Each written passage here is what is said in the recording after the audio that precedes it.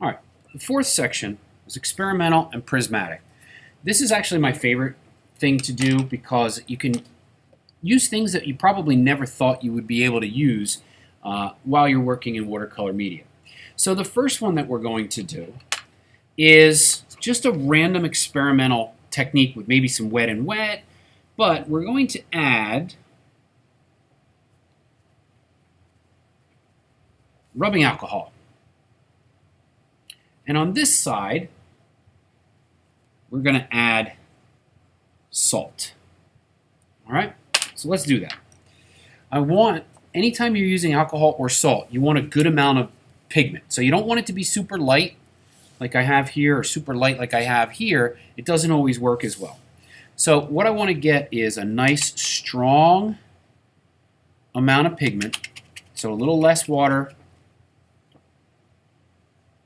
All right, nice strong pigment. And I could use this too now. I could come right in and make an analogous blend where I've got colors next to each other on the color wheel, kind of transitioning across. And then I take my alcohol there. So let me just go right into my next color on the wheel.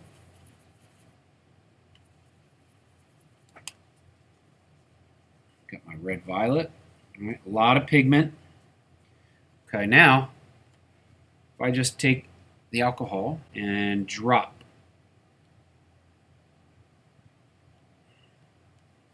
see what it does? It makes that really cool effect. Next, salt. Same thing. I'm going to use similar colors that I just did. All right, so I got my violet, my red violet there. Good amount of pigment.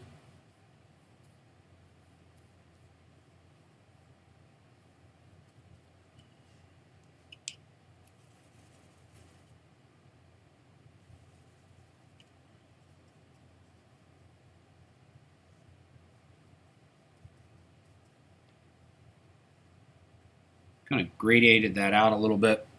Now with the salt, you have to let the salt dry. So I've got a mixture of regular table salt and more of a thicker grain type salt in here. So I'm just going to take a pinch of it, and I'm just going to drop it down onto, and I'm going to let that dry.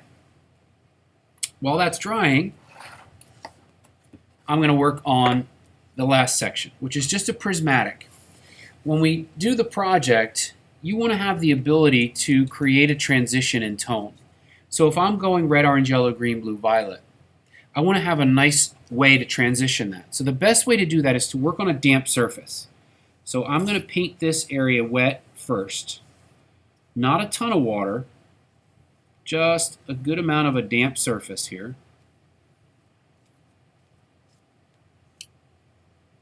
And I don't have to worry, that little splotch there from the alcohol is not going to make a difference later. All right. So now I'm going to go prismatic. It doesn't matter which color I start with.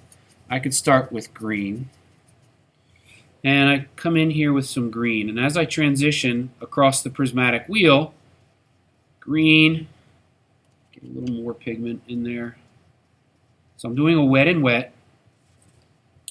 Green turns into blue. So I just go right into the blue. I didn't wash my brush. Nothing. Right to the blue.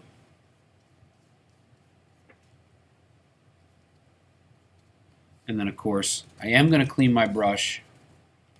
I go into the violet. Overlap the blue and the violet. You got my blue violet. And then I come out to my pure violet.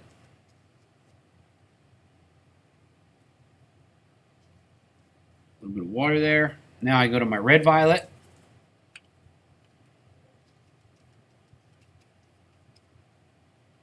Clean my brush, go to my pure red,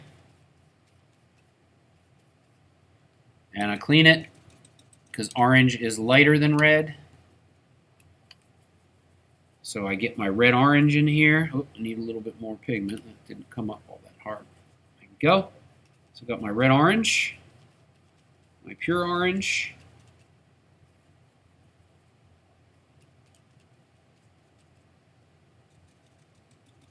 Clean the brush because I'm going to a lighter value of yellow.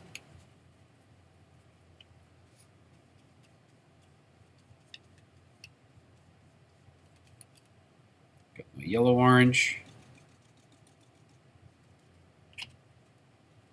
And I got my pure yellow.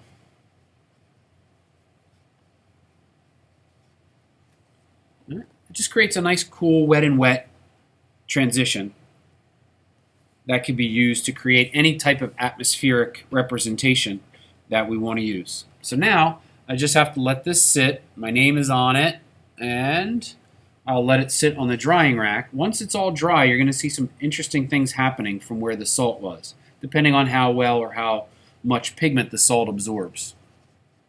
And those are our watercolor techniques.